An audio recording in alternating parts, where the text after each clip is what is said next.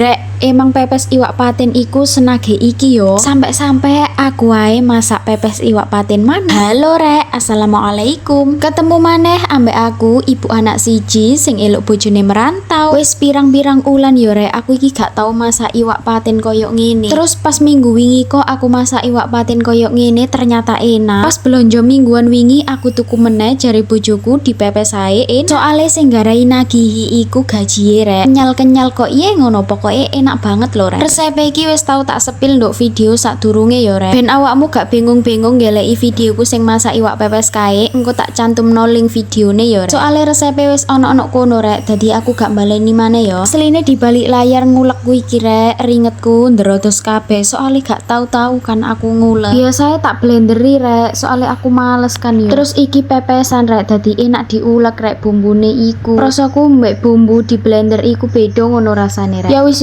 Rek, iki bumbune wis rata nang iwake kabeh, langsung ae dibuntel nang godhong gedang koyok ngene. Pepese iki lali gak tak kei godhong jeruk mbek godhong salam Rek, soale udan dadi aku males ngelek nok ngarep kok. Pokoke ojo lali godhong kemangine ya Rek, ben tambah wangi ambune. Lho Rek, wis langsung ae ya, iki pepesku mau dadi 6 buntel. Wis pas digawe mangan sedina ya Rek, dadi aku sedina iki mek masak ping pisan ae. Soale nek sedina masak ping telu iki aras-arasen Rek aku iki. Apa maneh nek wis diriwuki anakku wis gak sido masak. Wis ya Rek, pepesane iki dikukus sik selama 40 menitan. Terus iki aku buka lawang mburi sik Rek. Aku penasaran ambek udane kan, ket bengi udan terus ternyata sampai isuk lho Rek. Pepesane iki wis 40 menit koyok ngene ya rupane, godhonge iki wis male warna ngono. Iki pepesane tak jobok siji Rek. Tak ceke wis mateng opo urung kan, ternyata wis mateng Rek lho, koyok ngene lho. Awakmu gak pengen tah? Iwake iku separo gaji separo daging Rek. Terus iki sadurunge tak pangan ambek sego, aku nyicipi titik sik ya Rek. Rasane wis enak opo urung, ternyata rasane iki wis pas Rek, asin gurih ngono. Pokoke mantep pol lah Rek. Tapi yo Rek, iki mau ono rasa pahit-pahite, ternyata wedel iki ketut Rek. Tapi yo wis lah Rek, ora apa-apa pahit-pahit sithik kan. Sing penting sih ono rasa enake yo Rek. Tak kira wedel iki gaji Rek, dadine ora tak buang. Wis yo Rek, aku tak mangan dhisik karo bojoku. Sampai kene videoku, ojo lali nonton videoku selanjutnya. Bye bye.